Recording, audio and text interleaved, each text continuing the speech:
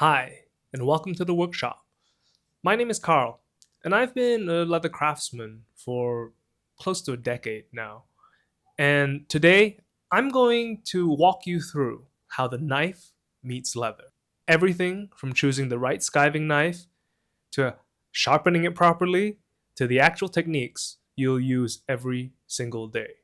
All the stuff that beginners fear and the stuff advanced craftspeople secretly wish someone taught them 10 years earlier. A skive is a cut that runs almost parallel to the surface of the leather. It's more like shaving than cutting.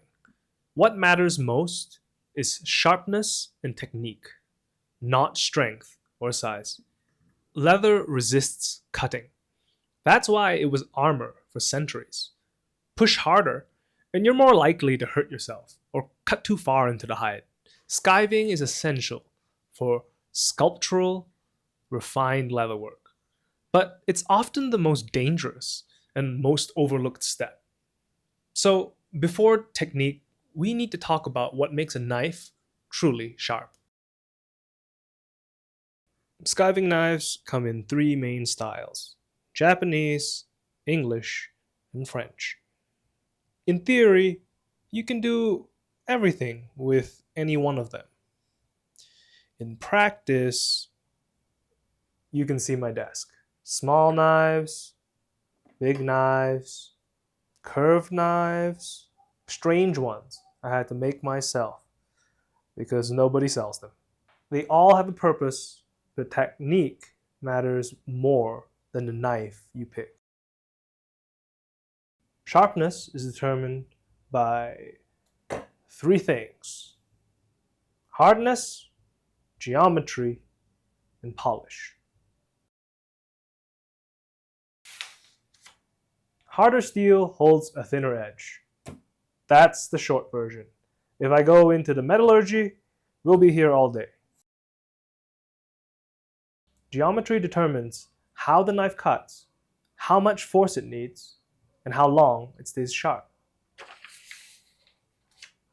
Smaller angle, easier cutting, but faster dulling. Larger angle, tougher edge, but harder to push. On this Japanese skiving knife, you'll see two bevels. The primary bevel is the large, flat slope. It sets the thickness. Big bevel usually means a thin edge. That tiny little shiny line you see up there at the end of the knife is the secondary bevel, and that is what determines the knife's cutting edge.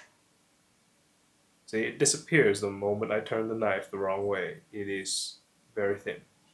If you sharpen rarely, you might prefer a larger secondary bevel. If you sharpen often, you can get away with a micro bevel, even less than a quarter of a millimeter, but it'll round out quicker. Polish is smoothness. A smooth bevel glides. A polished edge cuts without effort and leaves a much cleaner surface after the cut. Stropping helps to polish and realign the microscopic edge, but every strop removes a tiny bit of steel.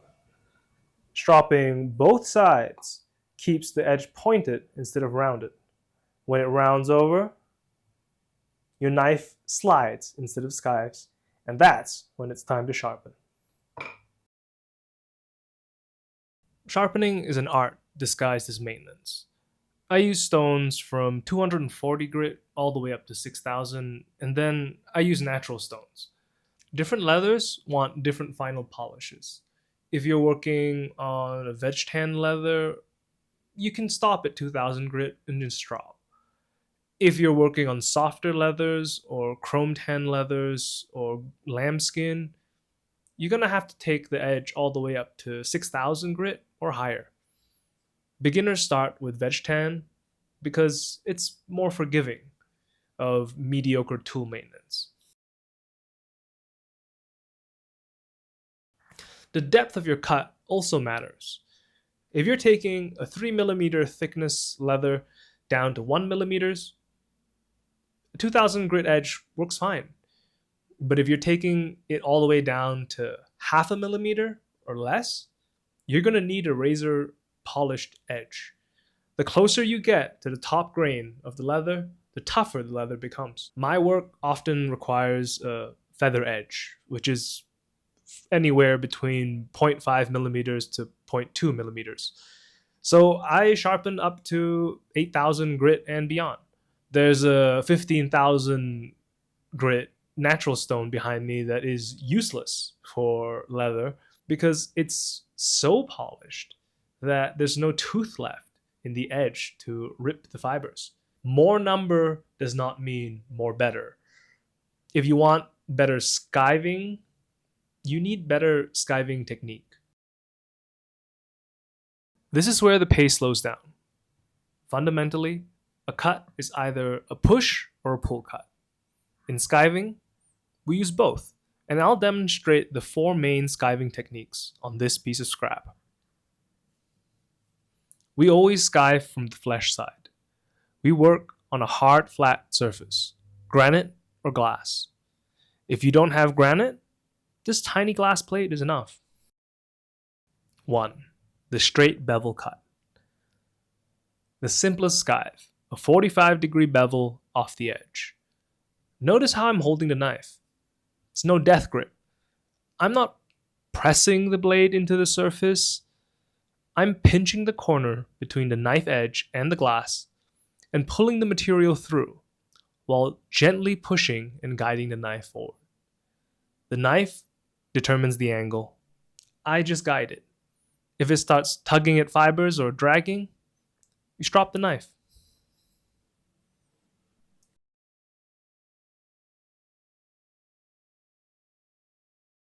2. Paring cuts. This is the most common and the trickiest cut. A shallow cut from 5 to 12 millimeters inside the edge. I usually do this after the bevel cut. It keeps the edge clean and prevents overcutting. English style paring knives excel here. If you're looking for a good one, Peachy Tools has a great A2 steel English style paring knife. For this cut, I work backwards with the bevel down. It keeps the angle stable and uses the whole edge instead of wearing out just one spot. With gentle push and pull motions, steering towards the prior bevel cut. When it pops through, I slide the leather up and work towards myself.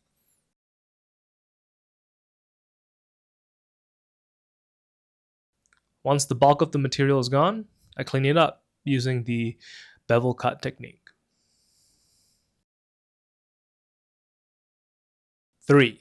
Thinning and splitting cuts. If you need an entire panel thinned evenly, send it to be split. Rocky Mountain leather, Weaver leather, AL leather, 3Q leather. They all do an excellent job. If you need variable thicknesses, spines, straps, weird folds, you're going to be doing it by hand. Start with the edges and move inward. I paring cut all around to form a raised island in the middle. Then I chip it down from the center outward until everything is even. This is slow work, and there's no way around it. Take your time, keep the knife sharp, and accept that this will test your patience as well as your technique. 4. Grooving cuts.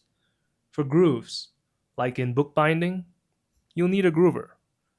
This simple straight-edged one works best for me and is easier to sharpen than the hollow circular type. Mark the edges of the groove and then the center. For wider grooves, score a few shallow guides so you don't cut too deep. Start with shallow paring cuts towards the center. When you reach it, you'll lift out a little flap. Do the same from the other side. If you need it deeper, repeat.